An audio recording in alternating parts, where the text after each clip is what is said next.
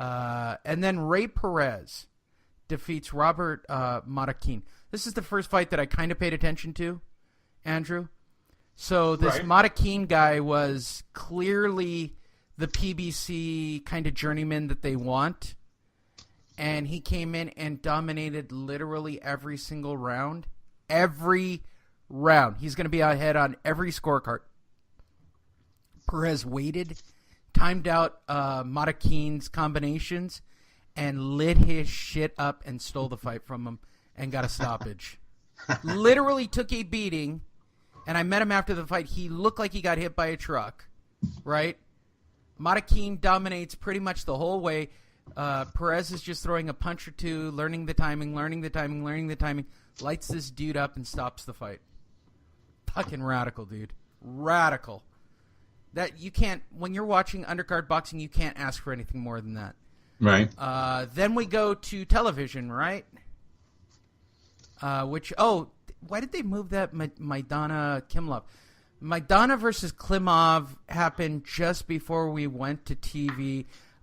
Fabian Andres Maidana, no relations to the other Maidana at all, beats Andrei Klimov.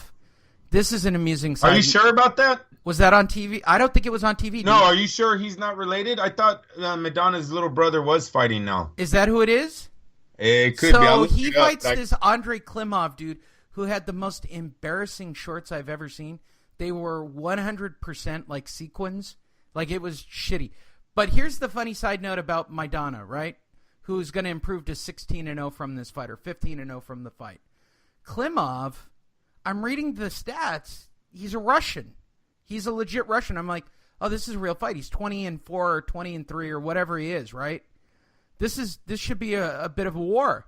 And then I look and it says hometown, Beverly Hills, California. I said, where's the struggle there? Like, does he live in the shitty part of Beverly Hills? Like, how can you be a tough guy and live in Beverly Hills and be a boxer? Like, there's no struggle in Klimov's life if you're living in Beverly Hills. You're just not. Yes, Lee, this is his brother. All right, cool. Well, he got a fairly gutty win. He had to dig it out. Klimov gave him rounds, and then we went to break. They stuck in one of the 4-rounders that I mentioned earlier, and we went to TV straight at 7, right? And we came out. This is when I was in the suite eating hot dogs. Mario Barrios taking on Jose Roman. What a shit show this was. For those of you at home watching this, this was the one where everybody was booing, and I'll go back to it. This is the Lena Judith syndrome. Cookie, Lena Licona, literally walked in her first fight, took on a chick who was 5-5, and stood in front of her and just threw punches like a lunatic, which caused every fight after that got slow to get booed. I called it the cookie effect.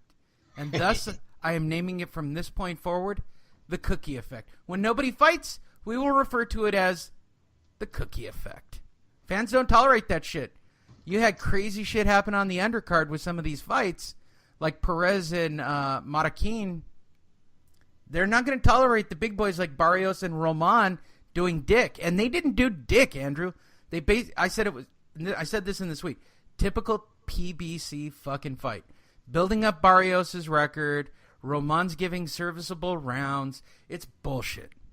Barrios. I remember when fans used to call bullshit on fighters skipping out on real challenges too. I remember those days, and those are sure long gone. Yeah. Lomachenko versus Mikey Garcia is the best fight right now. I'm dead serious. I think it's even over the steroid of Canelo versus Triple G.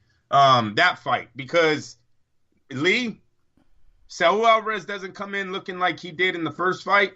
That fight just went to shit. The fight just went to shit, and you might as well take Triple G by knockout. Because, hey, did you guys see Mikey last night? Yeah. Mike? Chubby Garcia? Yeah, he's supposed to put 12 more pounds on and go face Spence, who looks like a goddamn junior middleweight already. Seriously.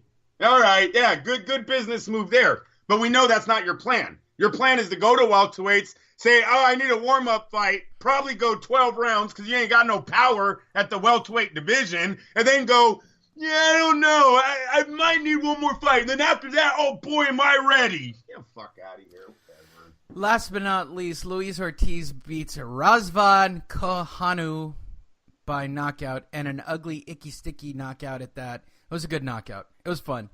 Mikey Garcia, winner by unanimous decision over Robert Easter Jr. Credit to Robert Easter for getting off the mat and continuing the fight after the third round.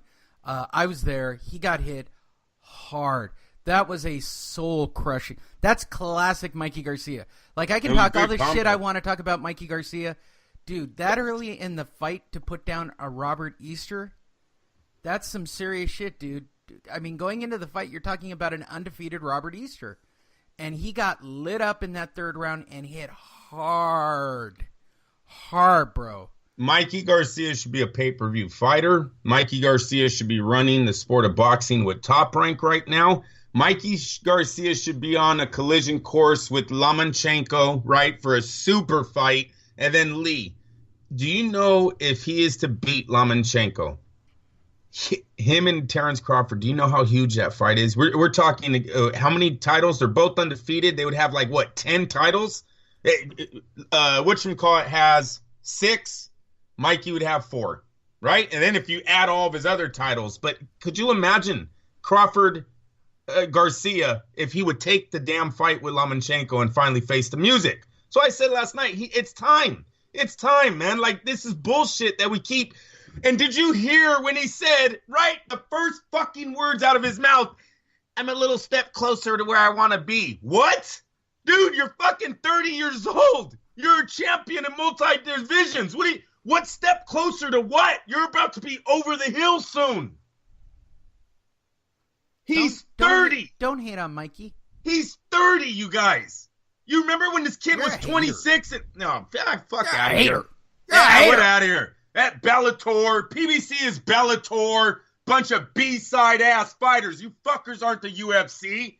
One more side note from last night, and we talked Terrence about it. Crawford dominates Mikey Garcia. Lomachenko dominates Mikey Garcia. How about that? Terrence Crawford is over. Manny Pacquiao knocks out Mikey Garcia. Let me tell you, your defense better get better. You think you're going to go in the ring with Manny Pacquiao even at this age? That's a good payday. People. That's a great fight. Lee, is it not a great fight? It's a great fight. Look, and if it's steroid Manny Pacquiao, I'm in. Dude, Lee, let's be honest. Let's be honest, you guys. That Spence Garcia fight is nothing. That's a Barclays Center's half stadium. Half the Americans are going, who's this Spence guy? Oh no, Mikey Garcia, Manny Pacquiao, which they're not going to make, by the way. But it's a great fight. You know, Lee, this is what I messed up on last night, not getting over to you. We should have done an IQ test on these fucking fans. I want to know. Oh, dude, you don't know. You don't want to do that shit. I want to know. You should have just said, where's Robert Easter from? Hi, what's your name? Where's Robert Easter from? Cleveland. And then by the way, I know because I... no, Cincinnati, oh no. I've seen him with Broner. All you have to do is say Ohio, and I'd let you go. It would have been funny. Look, we could have done the old... Look, they wouldn't have fucking Andrew, known you know that. this. We could have done the old Fight Net radio bit of 5 fucked up questions. Hey, where's Dasachilian from? Do you get... Andrew, do you get Sergey that... Lipnitz. Andrew! Sergey Lipnitz. What title did he have? Do you get that most fight fans don't know shit about boxing? Mikey Garcia has 3 undefeated champions in his last 3 title attempts. Can you name them? Can you name the guys that he hasn't fought? Vasily Lomachenko, Terrence Crawford. Hey, that stupid fuck Brian Custer, whatever the fuck on Showtime. Well, what do you guys say? Do you think he's pound for pound? Hey, asshole, he's not even mentioning the guys that are ranked 1 and 2 pound for pound right now.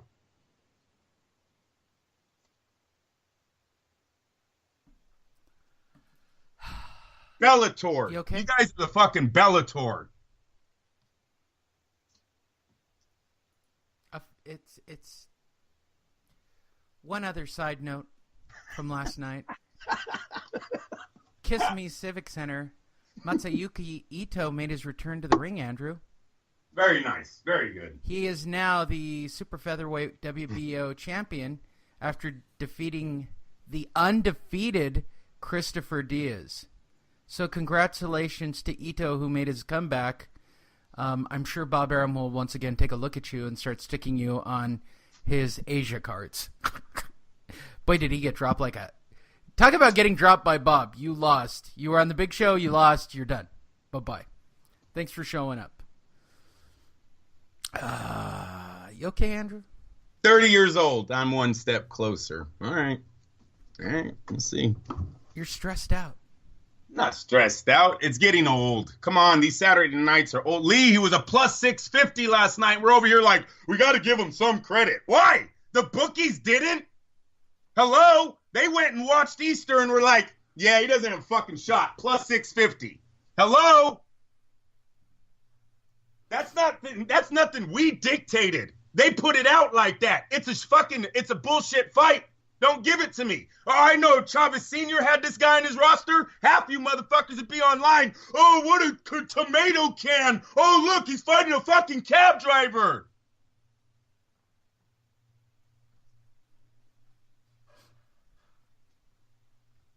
Stressful. I know. We got to get over it. Someone's got to say it. Yahoo isn't. ESPN isn't. Fight News, Boxing Scene, all of our big dogs aren't.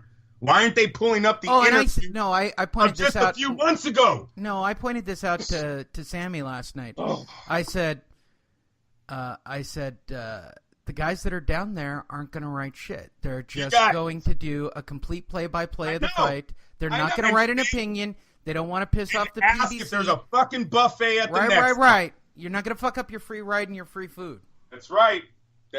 And it's old. We're watching the sport divide into two sports. I'm literally looking at Boxing Scene right now, and I am telling you, even Boxing Scene this morning can't do enough to stick their tongue up the ass of Mikey Garcia. So, by the way, Keith Eidick, if you listen to the show or you know Keith Eidick, fuck you, Keith Eidick, for sticking your tongue up Mikey Garcia's ass this morning.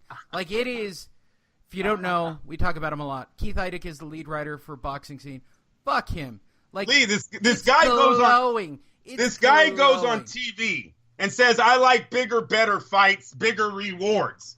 People, so why isn't the question today, the biggest fight for you in your division is a Vasily Lomachenko, who's a global star. He is the greatest amateur fighter, they say, of all time, and he is a fucking walking legend when you look at Max Kellerman and them.